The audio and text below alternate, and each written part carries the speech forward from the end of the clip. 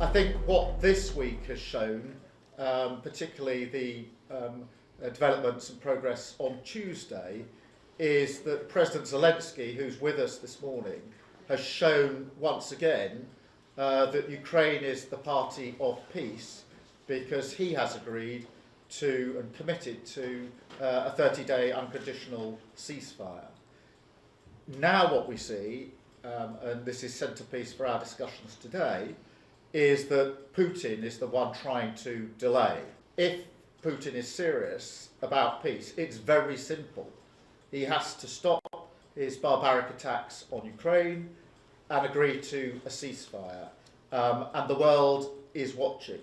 And my feeling is that sooner or later he's going to have to come to the table and engage in serious discussion.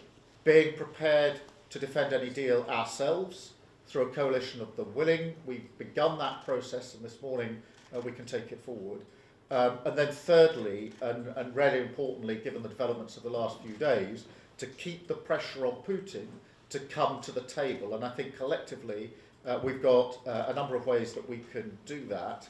And so it's those three heads really that we're going to focus on in this meeting: strengthening Ukraine, being prepared to defend any deal ourselves through a coalition of the willing, and keeping that pressure on Russia. Armata!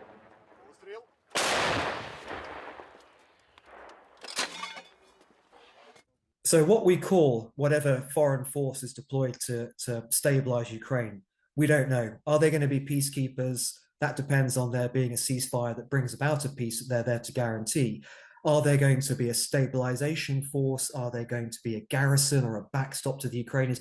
I actually think the semantics are quite important here, and we'll get a clearer sense if this starts to become a reality as to what the duties of this force actually are. And I think how it's named will probably be one of the negotiating disputes.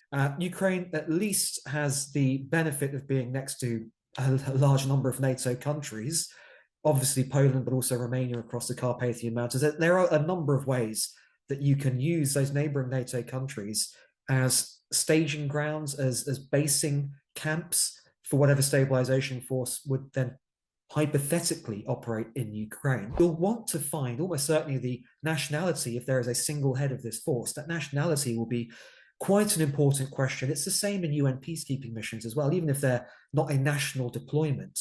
There are some nationalities that are significantly more provocative to one or more of the warring sides than the other, and equally a lot as reassuring to one or more of the warring side.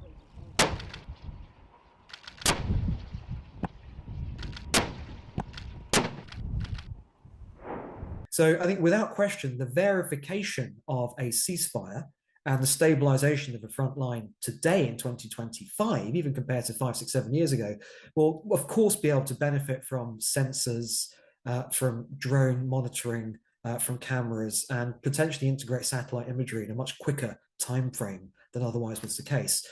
I would hope that that level of technology would be embedded in any kind of stabilization mission. The rules of engagement and the rules of self-defense and what to do if the peacekeeping or stabilization mission is in any way attacked, these are some of the most vexing and difficult questions to grapple with.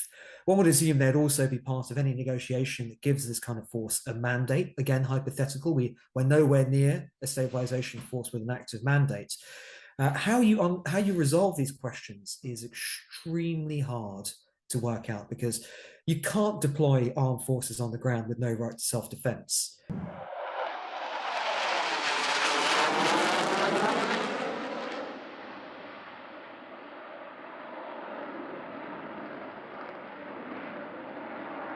There has been a heightened sense of awareness that NATO itself may have to be defended ever since the big invasion began in February 2022.